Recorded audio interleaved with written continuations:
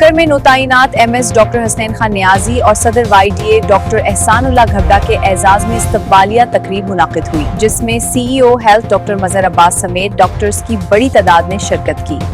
मजीद तफसीलात यासीन खोखर की इस रिपोर्ट में पेश। बकर में पाकिस्तान मेडिकल एसोसिएशन की जानिब से नौ तैनात मेडिकल सुपरिटेंडेंट DHQ अस्पताल डॉक्टर हसनैन खान नियाजी और चिल्ड्रन स्पेशलिस्ट और सदर YDA डॉक्टर एहसानुल्लाह भड्डा के एजाज में इस्तकबालिया तकरीब का इनेकाद किया गया। तकरीब में CEO हेल्थ डॉक्टर मजहर अब्बास ने बतौर मेहमान खुसूसी शिरकत की, जबकि PMA YDA और डॉक्टर्स की बड़ी तादाद भी मौजूद थी। तकरीब का आगाज तिलावत कलाम पाक से हुआ, जिसके बाद सदर PMA डॉक्टर रमीज हसन खान ने अपने खिताब में दोनों डॉक्टर्स को खुशामदीद कहते हुए इस उम्मीद का इजहार किया कि बाहिमी ताउन से DHQ अस्पताल में तिब्बी सहूलियात को मजीद बेहतर बनाया जाएगा।